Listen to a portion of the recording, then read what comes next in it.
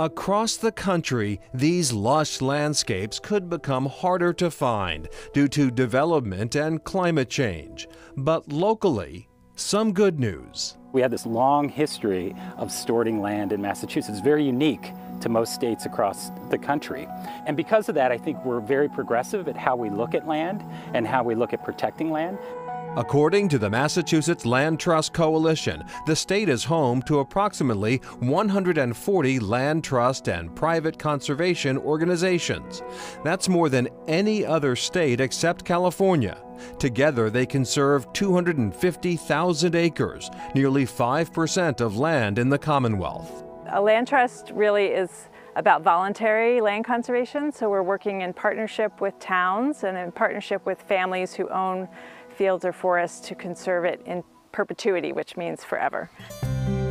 That doesn't always mean setting the land completely aside, says Kristen DeBoer, Executive Director of the Kestrel Land Trust in Amherst.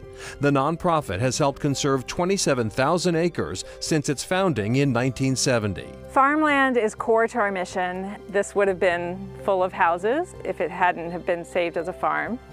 And we need housing, but we need places to grow food.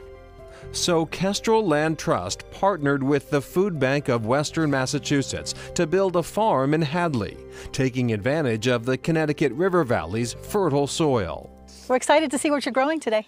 Organic produce grown here feeds food-insecure families, says the Food Bank's Executive Director, Andrew Morehouse. We're able to, from this farm, extract about 60,000 pounds of vegetables every year for free that we make available through a vast network of local food pantries and meal sites. That harvest is largely provided by 2 commercial organic farmers on the property. In lieu of cash rent, they give us a share of the harvest. It's a great model for us. It stems from the first food bank farm that we own also here in Hadley since 1992, the first food bank in the country to do so. The food bank also has its own farmer, as well as volunteers. Yesterday we planted a bunch of okra, some eggplant. Our farmer will be growing more than about 14 vegetables on this 1 acre of no-till farming. Carlene Bassler is Program Director at the Amherst Survival Center, which helps feed vulnerable members of the community.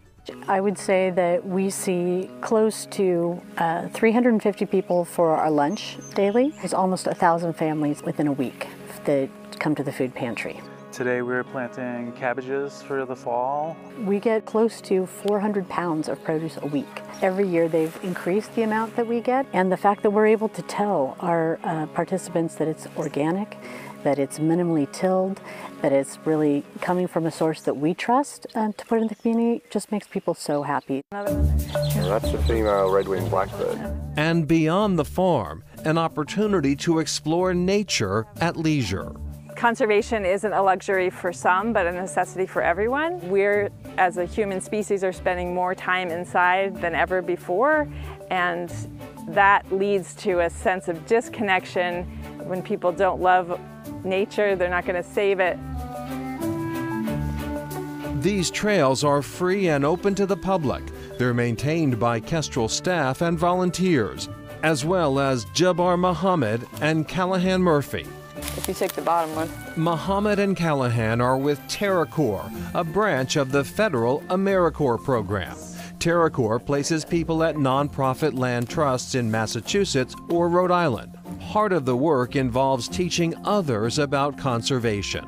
Being in a nature space and being at Kestrel Land Trust has helped me continue to help youth who don't know too much about nature kind of become leaders in their own spaces. I originally had a totally different plan in mind of going into nursing, and then my senior year of high school I took environmental science, and I thought, how could anyone be interested in anything else when we need to protect these lands so badly?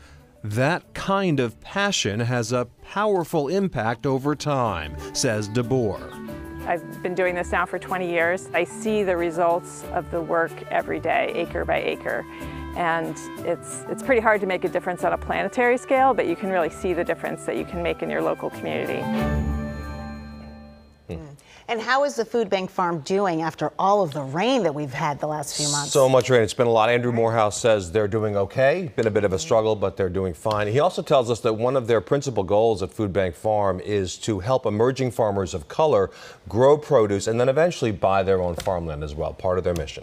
All right, great. Next, rewilding Muddy Pond.